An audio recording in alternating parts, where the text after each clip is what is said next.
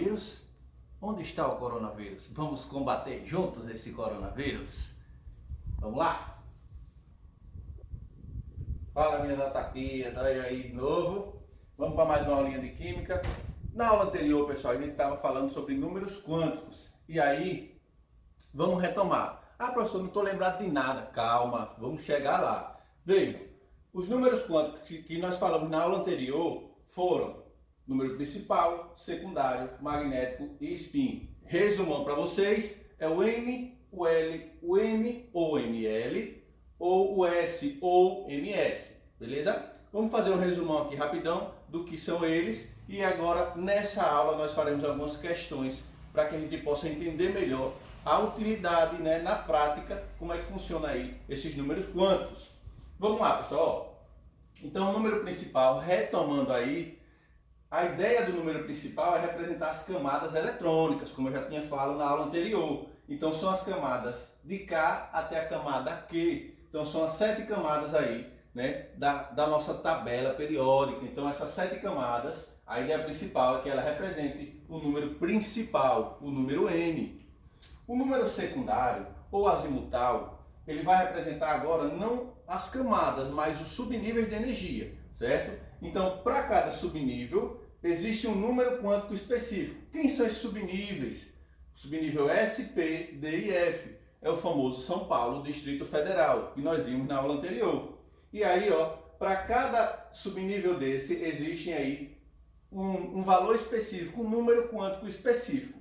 Para o S, 0, para o P, 1, o D, 2 e o F, 3. Cuidado com isso. Aqui, pessoal, vocês podem estar se perguntando, mas na aula anterior não tinha esse 2, 6. O que é que significa isso? Aqui é a quantidade de elétrons máxima que cada subnível aqui comporta, certo? Então, no subnível S, comporta no máximo 2, no P, no máximo 6, no D, 10 e no F, 14.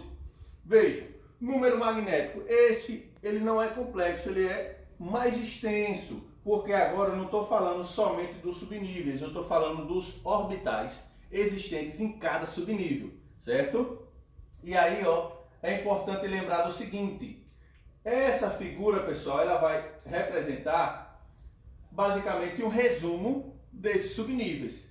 Ou seja, no subnível S, como eu só comporto 2 elétrons, eu só posso ter um orbital. No subnível P, eu comporto no máximo 6 elétrons, então eu tenho no máximo 3 orbitais. Por quê? Cada orbital desse, pessoal, comporta no máximo 2 elétrons. Então, ó, o S ele só vai ter um orbital, o P 3 orbitais, o D 5 orbitais e o F 7 orbitais, porque no F ele comporta 14 elétrons. Então, essa seria a divisão por orbitais para os nossos subníveis, né?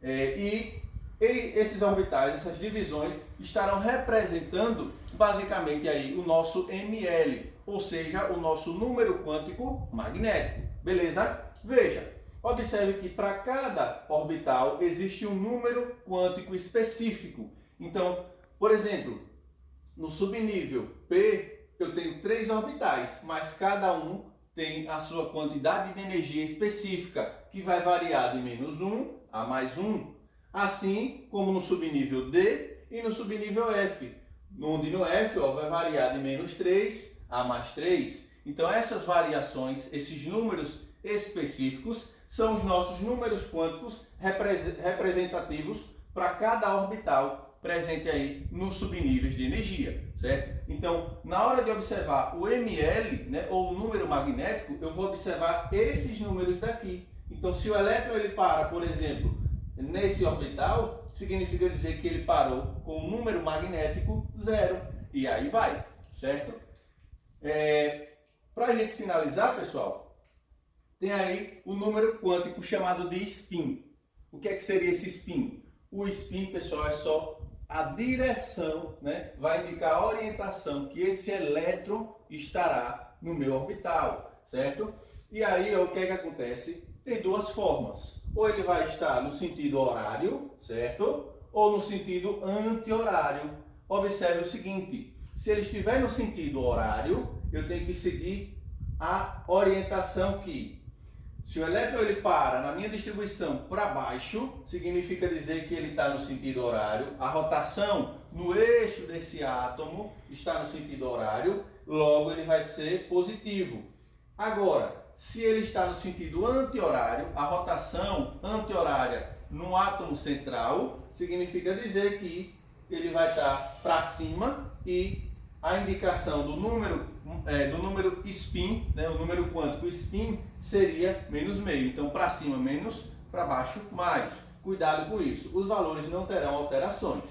Agora, tudo isso, né, tem que estar pautados na cabecinha de vocês, lembrando o seguinte: os subníveis, eles estão atrelados aos níveis de energia. Então, aqui, essa tabela ela representa os níveis de energia, que são referentes às camadas eletrônicas, mas dentro de cada nível desse existem aí os subníveis de energia e cada um vai ter a sua representatividade. Show de bola? Aqui está o diagrama do famoso Linus Pauling, que foi quem conseguiu aí desmistificar essa ideia de distribuição eletrônica. Ele facilita essa distribuição eletrônica a partir desse diagrama, que ficou famoso como diagrama de Linus Pauling, né? E aqui, pessoal, essas setas são as indicações que nós devemos seguir. E aí, ó, o primeiro subnível, 1S2, 2S2, eu vou seguindo a sequência. Do 2P6 vem para o 3S2.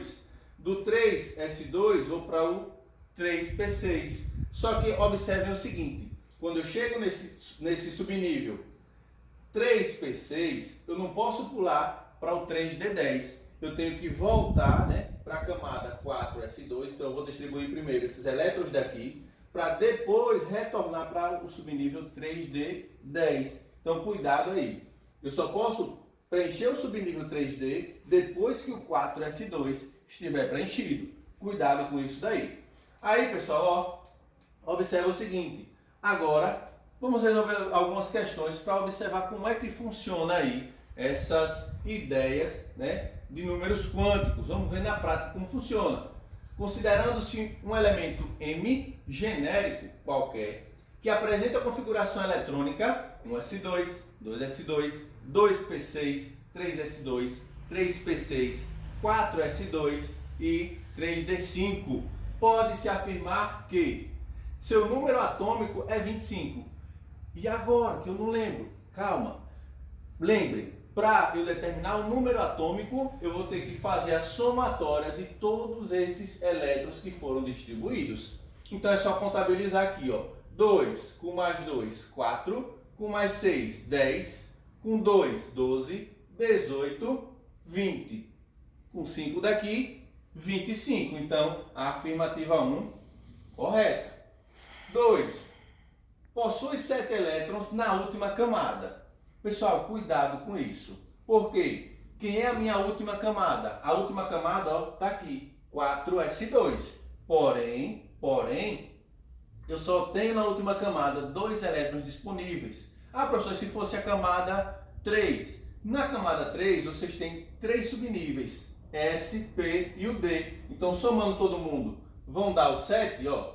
Eu tenho 2 com 6, 8, com mais 5, 13. Então, não dá o 7. Estaria errado por conta disso. Apresenta 5 elétrons desemparelhados. Está correto. Vamos entender por quê.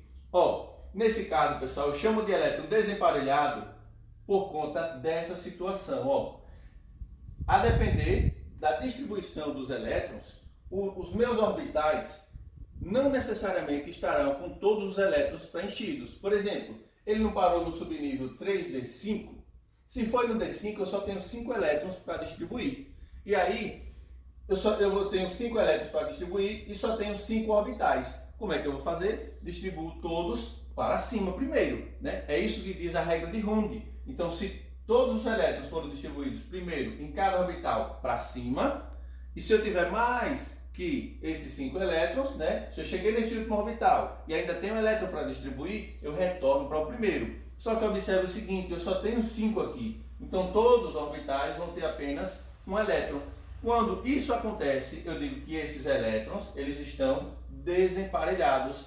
É diferente do exemplo seguinte, onde aqui eu teria um exemplo de um subnível 3D10. Aqui, ó, perceba que em cada orbital eu tenho 2 elétrons. Então aqui, quando eu só tenho um elétron em cada orbital, eu digo que eles estão desemparelhados. Quando ele tem os 2 elétrons em cada orbital, eles estão emparelhados, certo? E aí, o último, ó, pertence à família 7A. Pessoal, para a gente determinar a família, eu tenho que observar qual é o subnível mais energético e fazer a contagem aqui, ó.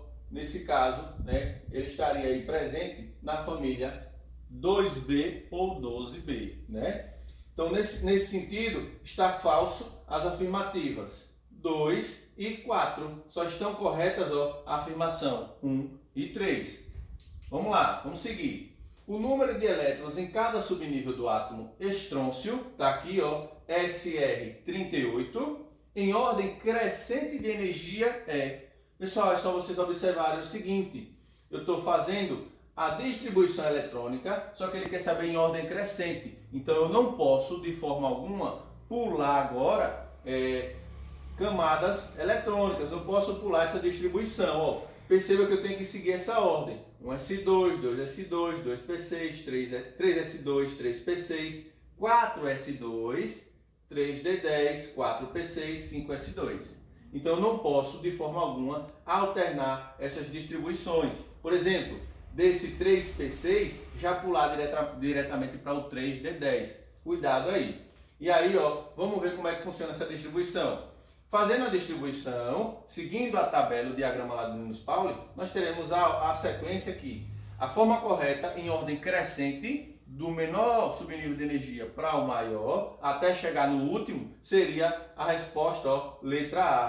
Perceba que na letra B, ele está distribuindo, ó, o subnível 4S e o 4P juntos. Aqui, esse daqui ele está distribuindo em ordem aleatória. Então, do subnível 3P, ele já pula para o 3D10. É o que está errado aí. A mesma coisa acontece, ó, a sequência da letra B, né? Acontece aí com a letra D. Então, ele está distribuindo de forma aleatória aí, ó. Como é que o 4P6 vem antes, né, do 4S2? Está errado, né? E por fim, ó, mesma situação aqui também.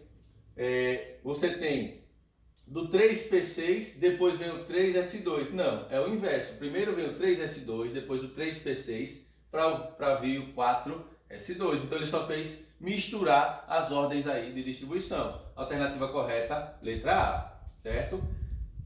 Próxima questão, vamos lá. Sendo o subnível 4S1 com um elétron, o mais energético de um átomo, podemos afirmar que. Então ele está dizendo que, para mim, essa distribuição, esse subnível aí, 4S1, ele é o mais energético, ele tem maior energia.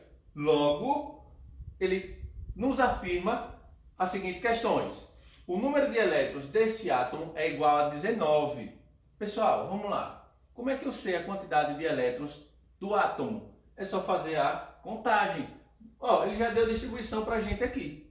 Mas vamos fazer a contagem, ver se realmente é isso. Eu tenho 2, com 2, 4, com 6, 10, com 2, 12, com 6, 18. 18 com 10. E aí? E aí? Ó, 18, pessoal, com 10, 28. Com mais um, 29. Só que ele diz que esse átomo tem que ter número atômico igual a 19, tá certo? Calma aí, pessoal. Essa distribuição ela não está coerente. Vamos entender o porquê. Vejam só. Então, a afirmativa 1, se vocês fizerem a distribuição realmente, vai dar aí 19. Só que preste atenção no seguinte. Observe que ele inverteu as ordens aí. Quando ele chegou no subnível 3P6, ele já pulou para o subnível 3D10. Isso não pode acontecer. Ele deveria distribuir primeiro aqui, ó, 4S1. Então, nesse caso, pessoal, eu não chego a preencher esse subnível aqui, ó, esse subnível 3D10, ele não existe. A minha configuração iria parar aqui. 3P6, 4S1. Realmente eu teria aqui 19. Então, ó, teria 10, 18 com mais um daqui, 19. Esse 3D10 não existe. Preste atenção nisso. 2. Esse átomo, né, apresenta 4 camadas eletrônicas. Tá certo, pessoal? Ó, qual foi a última camada que ele disse pra gente? 4s. Eu disse a vocês o quê? O número quântico principal refere-se às camadas eletrônicas. Então, se parou no subnível 4, no 4s, significa dizer que esse 4 aqui é a quarta camada. Então, tá certo, certo? Então, nesse sentido, o que é que eu posso observar? A afirmativa 2 está correto. E a 3, ó, a sua configuração eletrônica é 1s2, 2p6, 3s2. Nós já vimos que não. Ele acrescentou 3d10. Não existe esse 3d10 aqui. A alternativa correta, pessoal, então seria, ó, 1 e 2. São as afirmativas que estariam aí coerentes. Beleza? No mais, obrigado pela atenção, por mais uma aula. Revise o material, estudem, arrasem e um cheiro. Saudade de vocês. Até mais!